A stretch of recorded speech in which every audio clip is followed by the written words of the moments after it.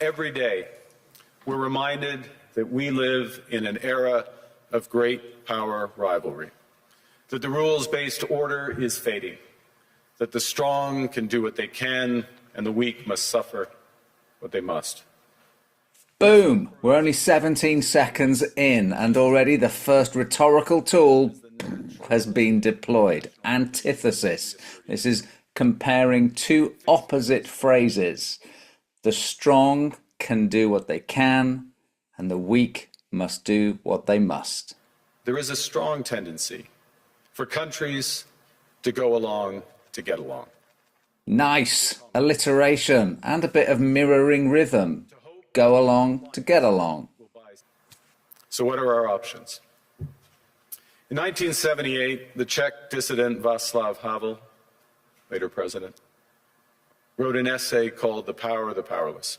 We're into our first bit of storytelling here. Speeches need examples. This is an analogy, posh word which basically means an extended comparison with something to explain a complex idea. I'm going to let this story run because it's brilliant and it sets up a returning metaphor. And in it, he asked a simple question: how did the communist system sustain itself? And his answer began with a greengrocer. Every morning, this shopkeeper places a sign in his window: "Workers of the world unite." He doesn't believe it. No one does. But he places the sign anyway to avoid trouble, to signal compliance, to get along. And because every shopkeeper on every street does the same, the system persists.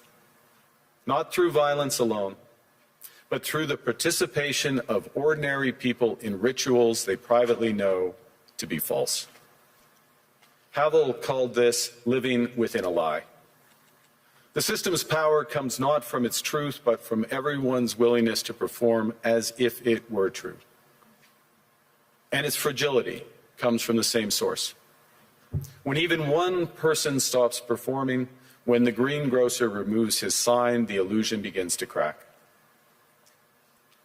Friends, it is time for companies and countries to take their signs down.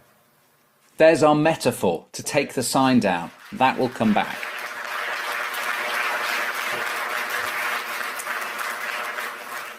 For decades, countries like Canada prospered under what we called the rules-based international order. We joined its institutions, we praised its principles, we benefited from its predictability. This speech is full of the rule of three.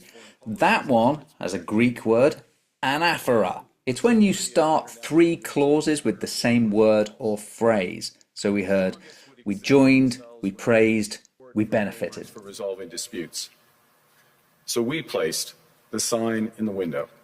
There's that metaphor again. We love metaphors as an audience because it's almost like we've been let into a secret code. Every time we hear the metaphor, our brain gets a little dopamine hit from the fact that we get it, we've cracked the code.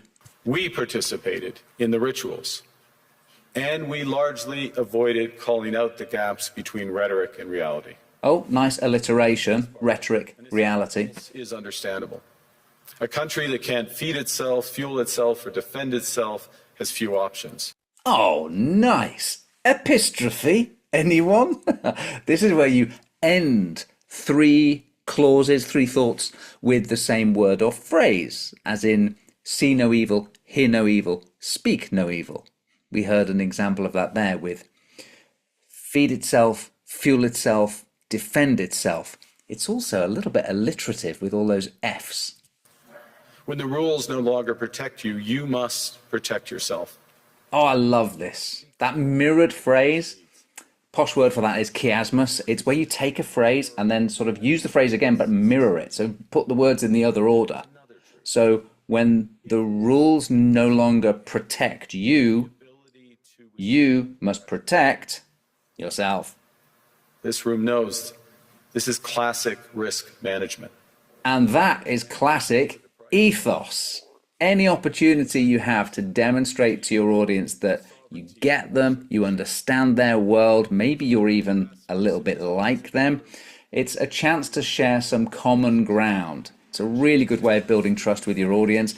And you just heard it there when Mark Carney said, "This room knows." That is classic risk management. Like, I get it, you get it, we're all in the same world here. The question is whether we adapt by simply building higher walls or whether we can do something more ambitious. The question is rhetorical. He doesn't require the audience to answer a rhetorical question, just sets up a thought which you'll then go on and answer. And notice that the second option is the one he wants the audience to be drawn towards. Would have been a really weird question if he'd have said it the other way around. Imagine if he'd have said, so the question is, do we want to do something ambitious or do we want to build higher walls?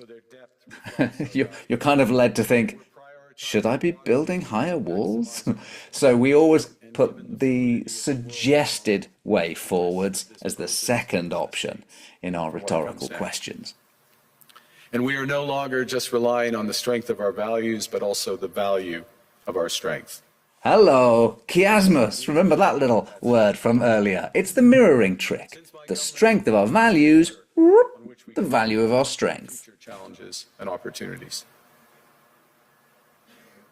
Argue that middle powers must act together because if we're not at the table, we're on the menu.